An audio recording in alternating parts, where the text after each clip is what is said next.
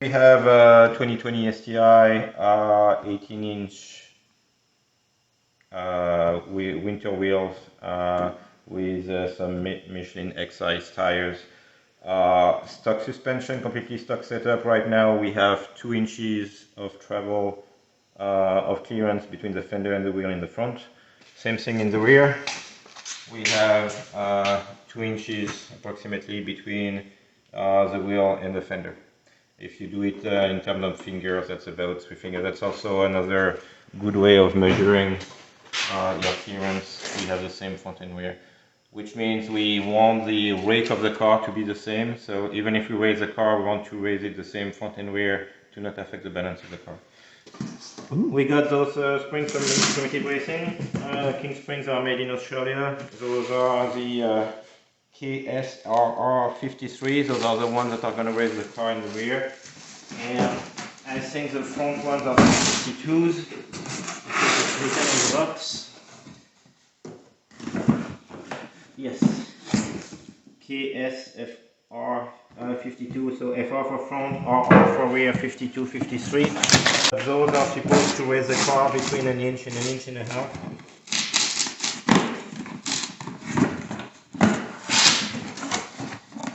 Go.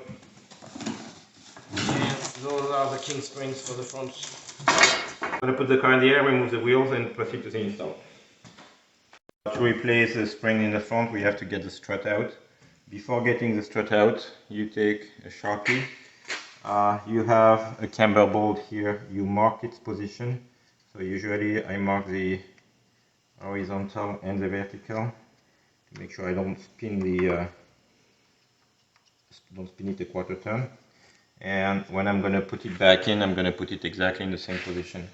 Anyway, when we are going to put the race spring is going to change geometry. You will probably have to get a realignment, but at least for the time being, that's going to get as close as we were before we removed it. The bottom one, first time I do it on this car, so I'm still going to mark it. It shouldn't be a camber bolt, it should go back in the exact same place, but just to be on the safe side, I'm going to put one mark on it. To remove, before removing the strut, you have to remove the 12mm bolt here to separate the brake line from the strut. On the other side, the older models used to have a bolt for the ABS sensor wire. Now it's just a plastic clip. We'll just have to clamp that and get that out. Otherwise, just those 2 bolts here, and then there's going to be 3 bolts at the top hat. We'll show you when we get to the top hat. So here I'm removing the 12mm nuts, the 3 nuts from the top hat. When I'm going to do that, you can see the strut is starting to drop down. There we go. So now we are going to go back at the bottom. Here we remove the camber bolt at the top, remove the nut on the bottom one. Here I'm going to remove the bottom bolt here. One thing you have to be very careful is you don't want the assembly with the brake to fall this way. So I just took a piece of wood, just put it in there so that it doesn't go any further down. The issue is when you try to extract the strut, if you push this down, you might dislocate the CV axle inside there and the ball might come out. So it's be mindful of the angle here. Since we still have the nut, it's going to push the inside of the CV axle.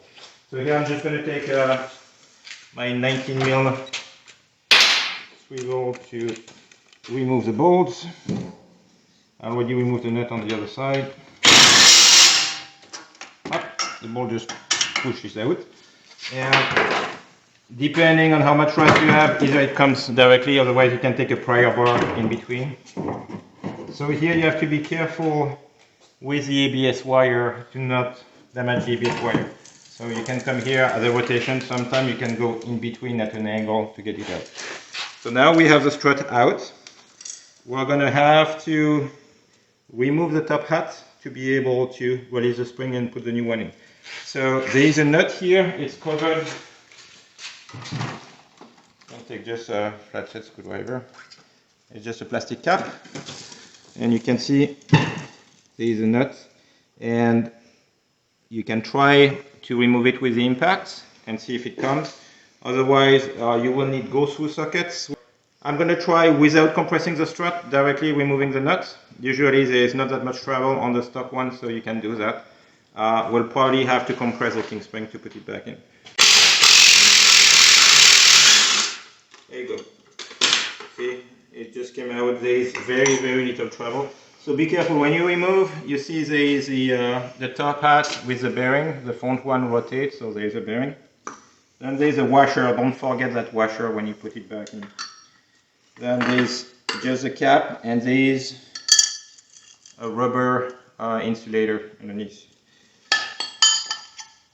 Then the bottom, just remove the spring. If you want to inspect your shock, you can clean up. You see this one, it's not an old car, but it's already dirty. There is a little hole at the bottom here to evacuate the water so that it doesn't sit in the spring and the spring doesn't rust. So you can make sure that's clean. You can double check. So the STi one are big struts like this. There is no bump stop like you had on the tinier, on the smaller versions that have a tiny rod. So you can just inspect that there is no oil leaking. You can check that the strut works by putting it down. Oh, those ones are super stiff. And it should come also back up by itself. So those are the STi shocks that's why they are so stiff. There's a shitload of compression and rebound on those. I'm gonna try to get my. I have to remove the rocks that got stuck in the evacuation hole here. There we go. Keeping those clean. Take the paper towel. Make sure the shaft is clean. You don't want to have any sand or anything on the shaft itself, otherwise it would push down and damage the seal. So make sure you keep everything clean.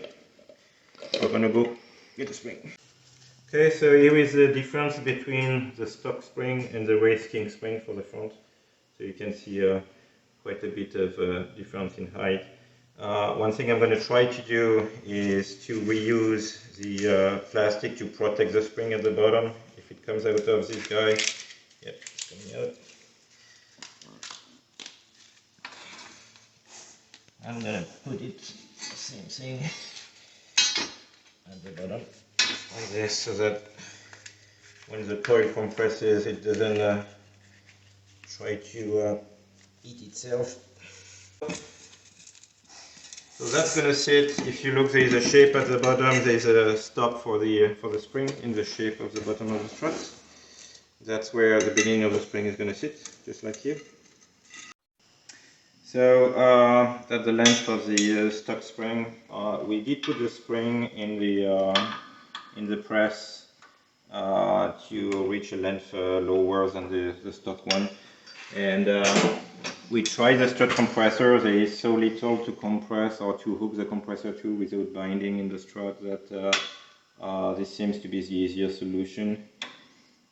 We use ratchet straps on each side to keep it in place. I know that's not the most elegant solution, but it works. Those springs are really short, so even if one ratchet strap went to go off, it's basically we're just compressing the spring by that much, so it's not going to blow in your face. Or so here I'm going to release. You are going to see the tension that's going to go on the ratchet strap. So now we have the full tension on the ratchet strap, and I'm going to be able to use the spring. I have this strut here.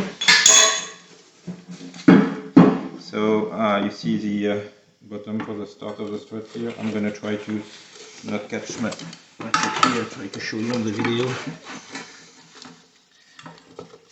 So here I have the spring here at the beginning. Now I have the top hat. You see the mount here. The top hat has a hole here.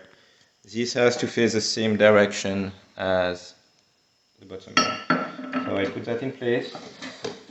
Here there is a lip. The top cover has to go in this. And then you have the washer. If you press down, the washer should be also centered on that. Now I'm good. I can just take my top hat, start to thread. I can take my 17mm tacks.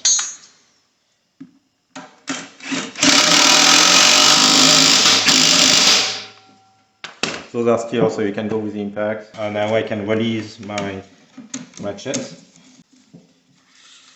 And here at the bottom you can see now I have the bottom here that is stuck, so I'm gonna have to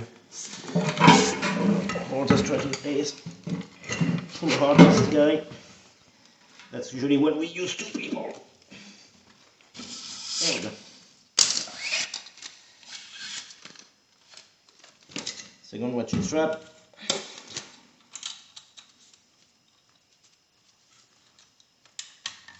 So here you can see the way I did the ratchet. I did take the top and the second one together, and then the bottom and the third one, to try to keep the pressure on all the rings of the spring. I didn't just take the top and the bottom and let the middle go sideways. So here I'm just putting the cap back on. You can put it from the top too if you forgot to do it before. So now the tricky part with the front is that since the wheel rotates when you turn the wheel, the top hat spins, so you will have to align the top hat. So when I take the new strut in, I am careful to not hit my ABS sensor or my brake line. I go in between, I rotate, I put the top hat in first. There we go. I take a nut.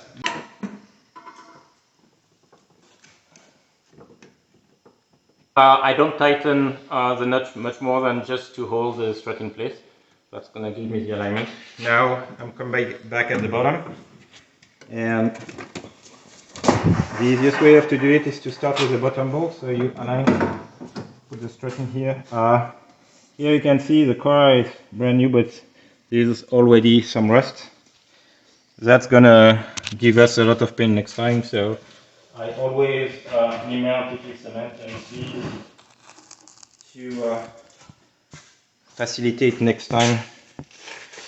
So anti-seize lubricant. There's never too much of this. So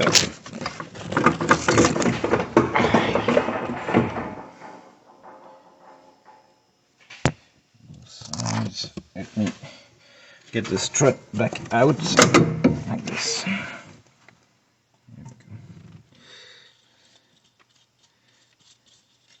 Also lubricate inside so that the bolts don't rust inside.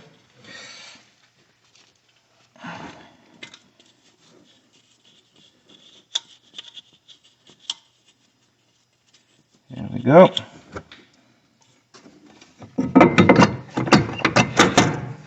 So the thing I recommend to do this job is to have a punch available. You can have punches of different sizes, but as long as you have one to get the job started, like here, you can put it in place. You can see the bottom is still far from being aligned.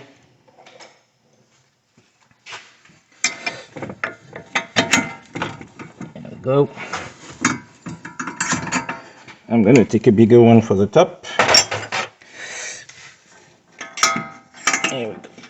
So now with this, I should be able to lift enough and align to get my bottom bolt in.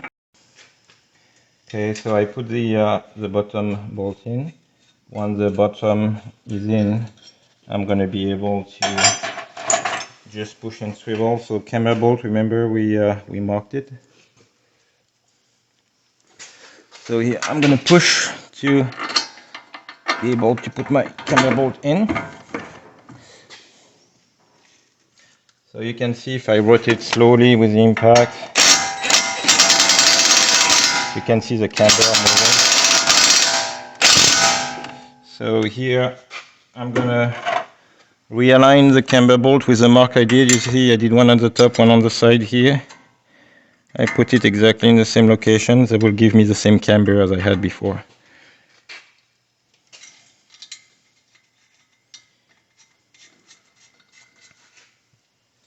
So here now I'm just holding this in place to make sure it doesn't move, and I keep my camber position and I lock on the other side on the nut.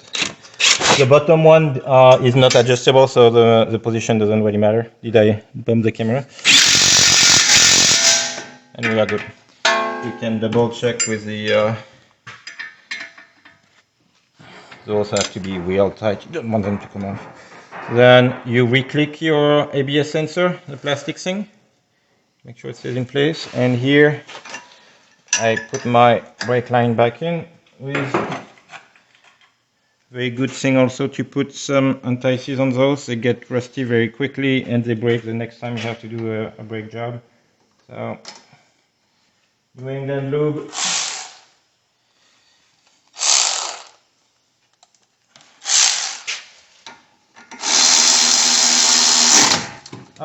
And that's it. And here you can see with the spring in place.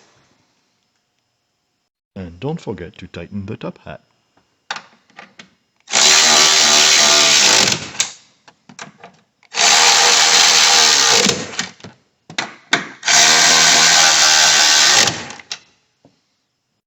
Okay, so the rear top of the rear strut cover on the VA chassis is just here in the trunk. You can see those two nuts on each side, or basically the top of the panel. So I'm just going to hit those two.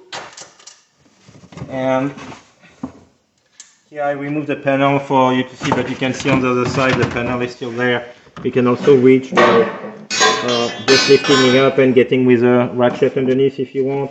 If you want to have the job easier, there are a couple of plastic clips to remove and you can pull the panel out.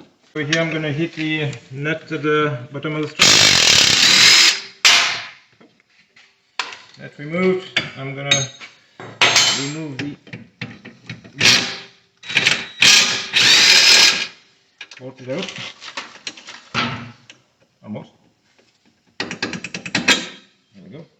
I'm going to see if I can slide the strut sideways to extract it. No, there's not enough room, so I'm going to have to disconnect here front of the lateral link to be able to rotate the lateral link down. I'm going to disconnect the end link to the swivel. There we go.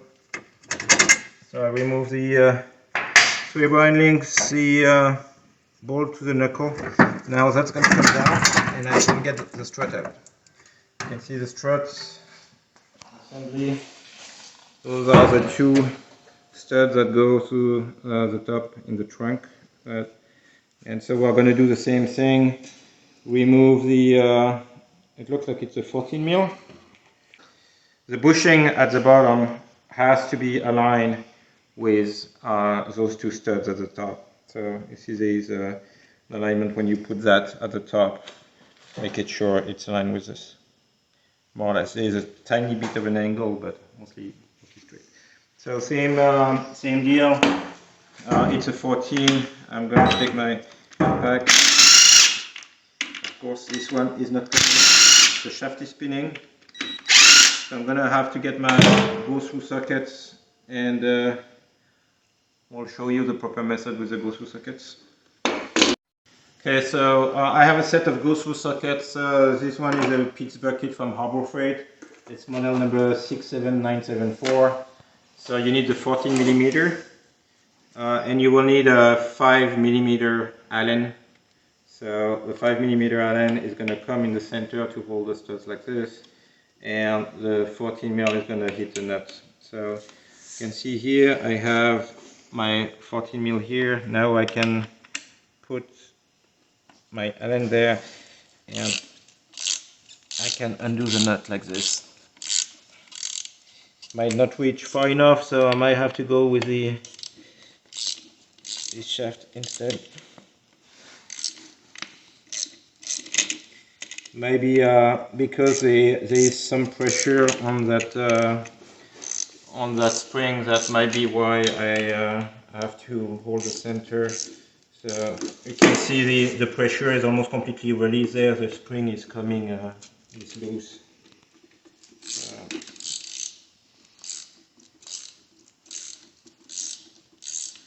There we go. The nut is out. Oops. There's no pressure left. I'm just gonna finish it with this. There we go. So the nut came off.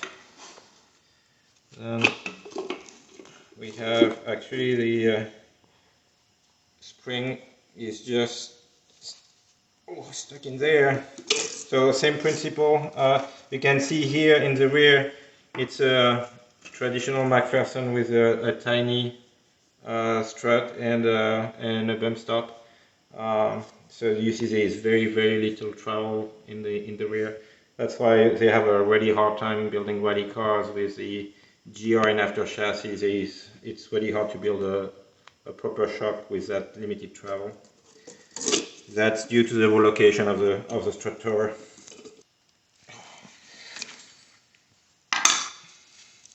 This is the stock spring, so that's definitely gonna help raise the car.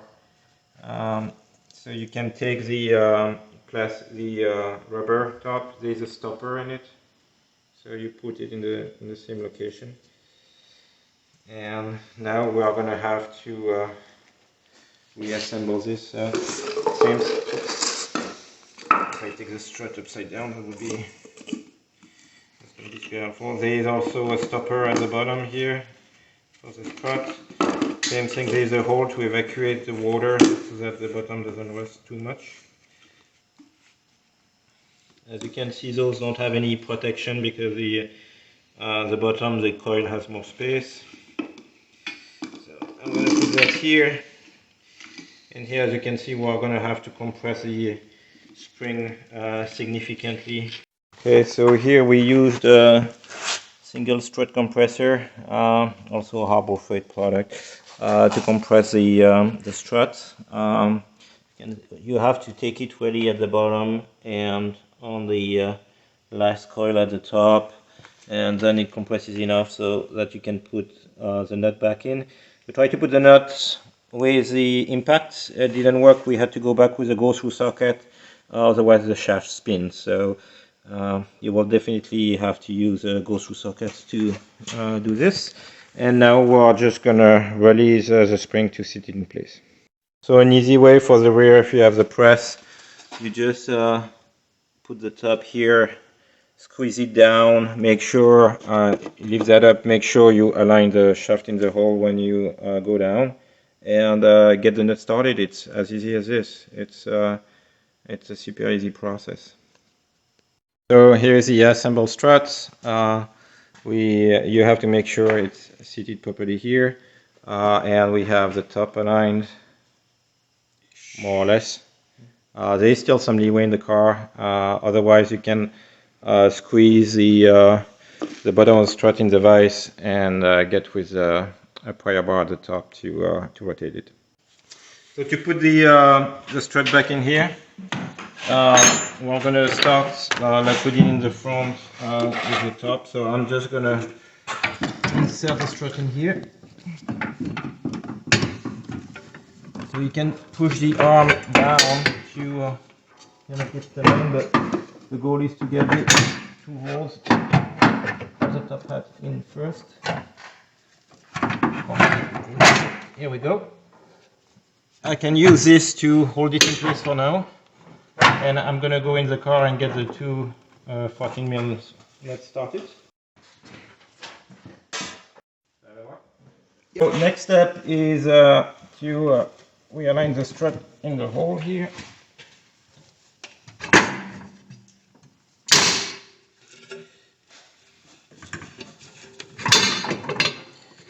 Somewhere around here, you can see. Yep.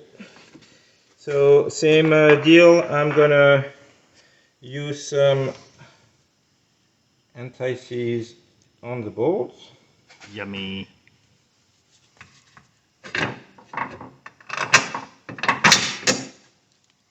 See, the nut goes through perfect. Our top hat was perfectly aligned with the bottom.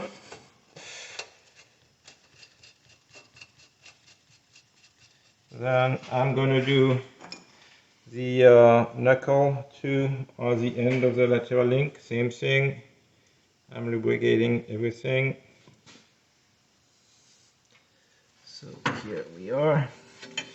I'm going to have to press down on this to align it. Remember, the bolts are coming from the back. So to hold this one in place, I might just align it in the front first. Oh, this is my punch. So I have an easy alignment to come from the back. There we go. The back being the front of the car. Yes.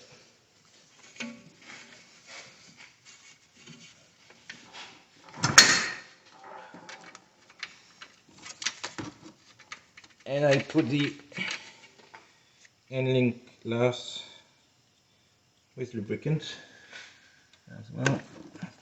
Trying to not be too much in front of the camera.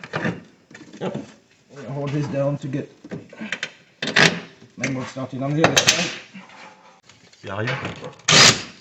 There you go.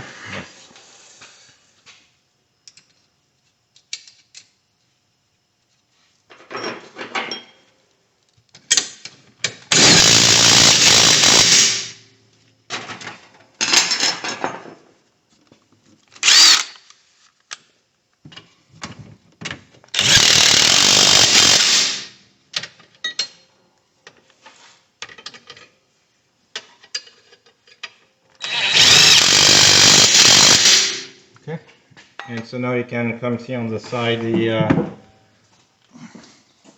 install King Spring. I still have to tighten the 214mm at the top.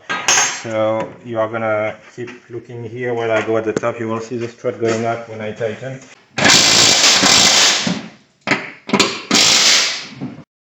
So measuring after the install of the King Spring in the front, here we are at 4 inches. So we gain 2 inches in the front. And if we look in the rear, it's about the same thing. Maybe 3 inches and 3 3/4 or 3.5, but close to the same height. When you raise the car, you will lose caster in the front, become close to minimum caster, and you will also lose camber front and rear, of course. And the toe will need to be readjusted. So here are the final results. The rear camber cannot be adjusted, so you will be probably minimum spec in the rear, but you can get the toe within spec and some minimum camber in the front. Cascade. Bon. Alors, remontage. How the fuck do you call this? The hole. C'est du 14, je suppose ici. Bah, bravo. Maintenant que j'enregistre, tu te barres.